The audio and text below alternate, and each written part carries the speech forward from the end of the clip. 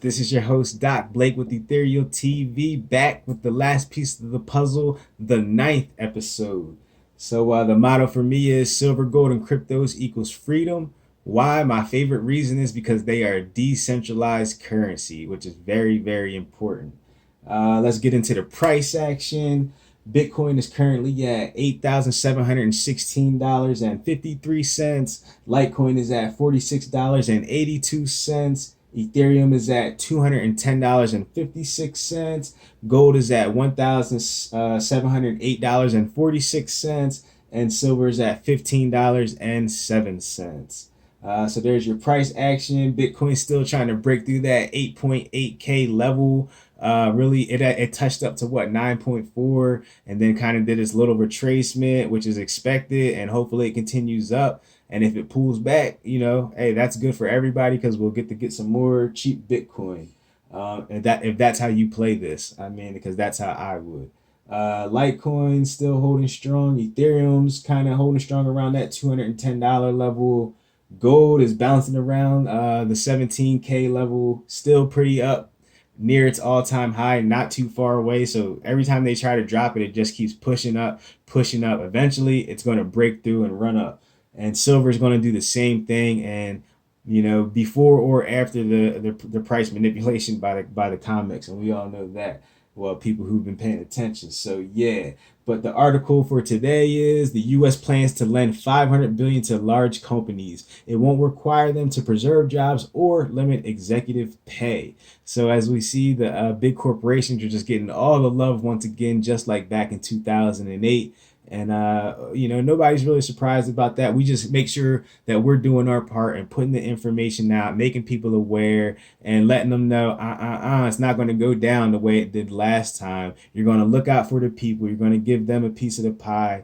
Let the big corporations do their thing, but make sure that they're paying people. But you already see that it's not going like that right now, and it's interesting because it kind of was a month ago, as you'll see in the article. So let's get into it. This article is by Jeff Stein and Peter Whoriskey. And let's go. A Federal Reserve program expected to begin within weeks will provide hundreds of billions in emergency aid to large corporations without requiring them to save jobs or limit payments to executives and shareholders. Under the program, the central bank will buy up to $500 billion in bonds issued by large companies. The companies will use the influx of cash as a financial lifeline, but are required to pay it back with interest. So that's a little bit slightly different from the last one, but let's continue. Unlike other portions of the relief for American business, however, this aid will be exempt from rules passed by Congress requiring recipients to limit dividends, executive compensation, and stock buybacks, and does not direct the companies to maintain a certain employment levels. So basically, they're just letting the corporations go willy-nilly with the money. The executives can get as much as they want. They can fire as many people as they want. And, life continues on. And who knows? They might even give the employees less money with no protection from the coronavirus, because that's how they like to do. Critics of the program could allow large companies take the federal help to reward shareholders and executives without saving any jobs. Wow. Of course it could allow that. The program was set up jointly by the Federal Reserve and the Treasury Department. I am struck that the administration is relying on the goodwill of the companies receiving this assistance, said Edward Prasad, a former official at the International Monetary Fund and economist at Cornell University. A few months down the road, after the government purchases its debt, the company can turn around and sell the debt.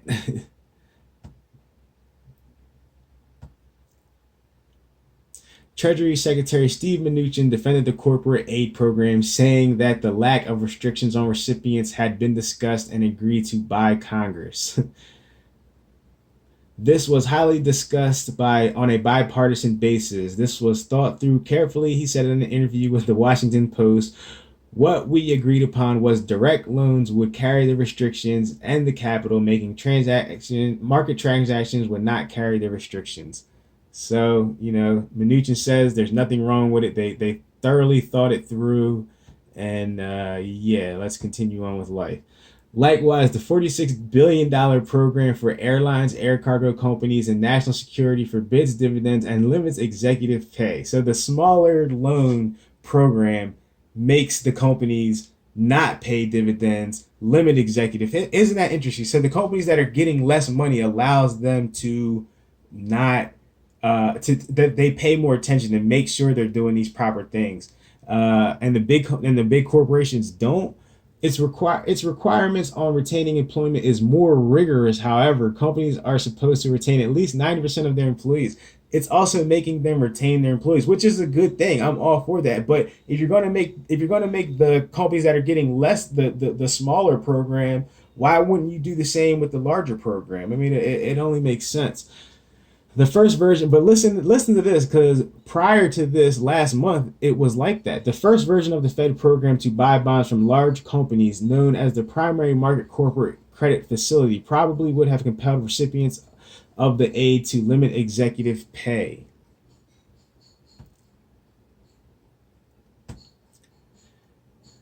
Divid, dividends.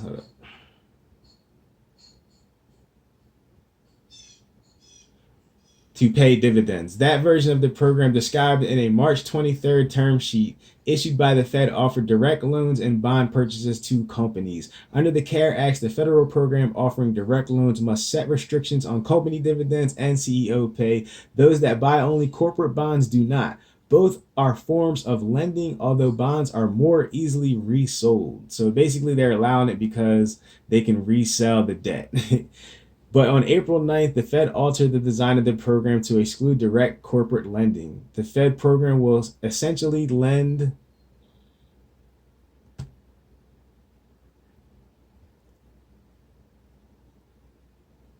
money to large companies by buying their bonds, but the Fed will not be compelled by the CARES Act to ensure that companies abide by the divided and CEO pay rules.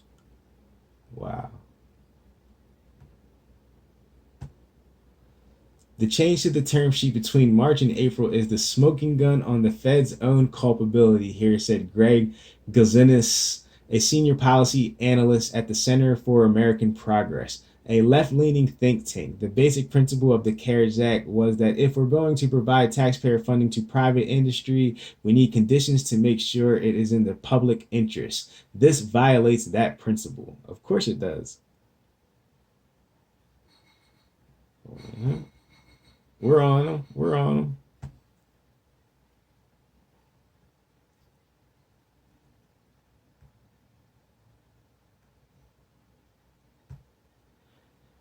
Bahara Ramamurthy, an aide to Senator Elizabeth Warren, who was appointed to the board overseeing the bailout, said in a statement, hold on.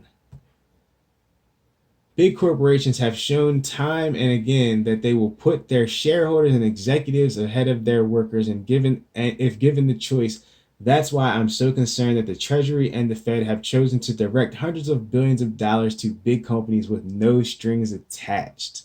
So, I mean, I hope you guys are keeping up here, because basically they're allowing the big corporations to do whatever they want. They removed all the restrictions that they just put in a month ago and said, have at it, do whatever you want, no strings attached. Here's 500 billion. A spokesman for the Federal Reserve declined to comment. The Fed's Board of Governors unanimously approved the new bond purchasing program on March 22nd.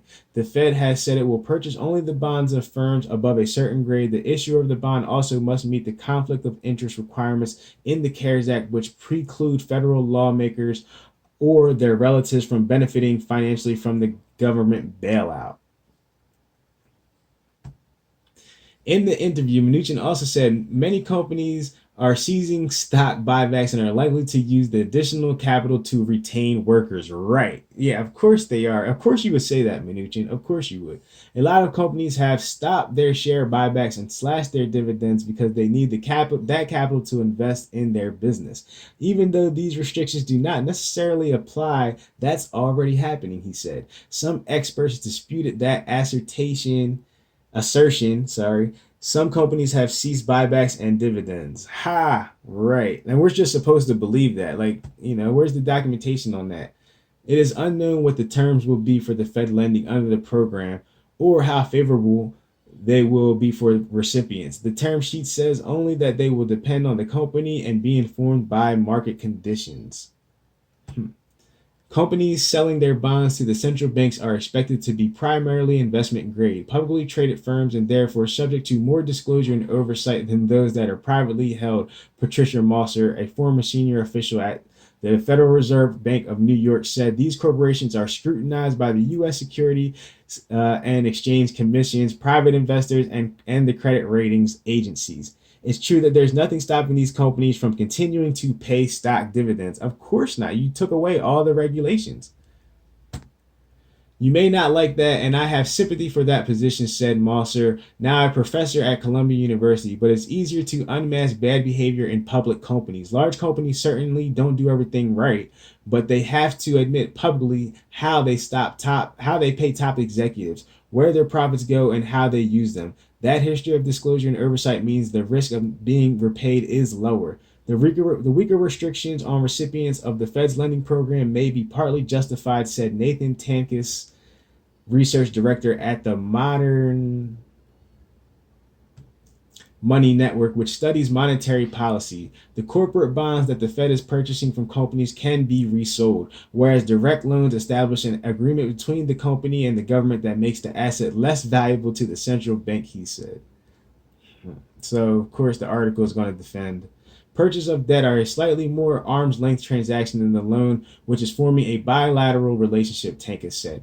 But this is really just the fig leaf the Fed can use to justify lifting the restrictions. But this is really just the fig leaf the Fed can use to justify lifting the restrictions. Now, there's the truth in the article. You heard that? Yeah, so basically they just had to create a diversion so they can lift all these restrictions so they can pay out their buddies. I mean, they can give the money to whoever they want, the 500 billion. And this is all taxpayer, all hardworking people's money. Come on, man. Let's get real. Let's get real. Yep. So there's the article for today. That 500 billion looks like they're gonna just be no regulations on it. They can do whatever they want, go willy-nilly. Hopefully there's some back flack from this, and people speak out on it. You know what I'm saying? Like, pass the information around, share this video, of course, let people know what's going on. But I think that the fact that no job restrictions, they can give money to the CEOs, more higher executive positions, can get more money.